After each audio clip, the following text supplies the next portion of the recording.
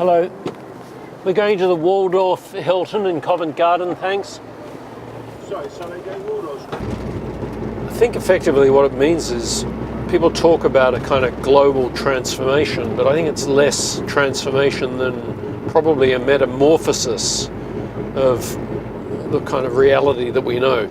So if you take being in a taxi, for instance, it's fascinating. We know taxis have been very quickly transformed through the likes of Uber and Halo, really all these new digital technologies that are actually altering the very definition of transport and travel. It's making new connections between consumers, customers possible, the relationship between the driver and the consumer. And if you think about it, they're only at the very beginning of those actual changes. So the arrival of driverless vehicles, for example. What started with the Google self-driving cars is now morphing really quickly, and Ford is announcing that it's bringing out self-driving cars. Toyota's going down that path. So basically the tsunami of technological change is a world of really high-end technological innovation that's producing these radical transformations in the relationship between self and society.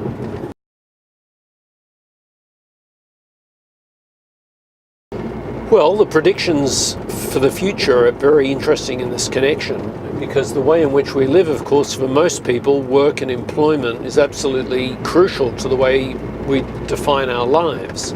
Now, recent studies out of Oxford University have indicated that, for example, in the United States alone, anything up to 50% of current jobs may go to robots in the next 25 to 30 years.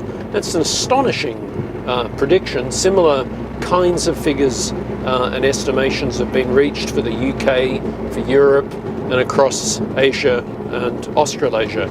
So, what that means is a wholesale reorganization in employment, jobs, unemployment, and in particular the kinds of skills that workers and employees are going to need for the future.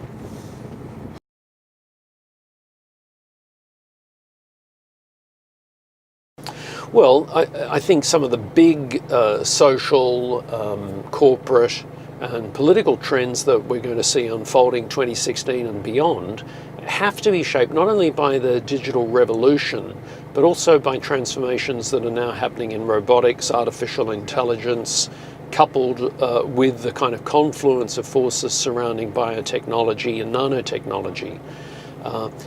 Some years ago, Francis Fukuyama spoke about the kind of end of history.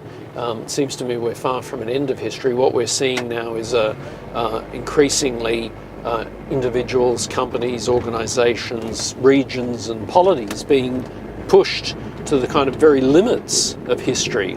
We're sort of entering a new set of new times, and that spells fundamental change. And these changes are really obviously very consequential, because people are seeking, I think they're experimenting with life, actual life and then digital life, but then coupled to that you've got all these changes, as I say, coming from artificial intelligence. We're already in a world where more than half of internet traffic is generated not by humans.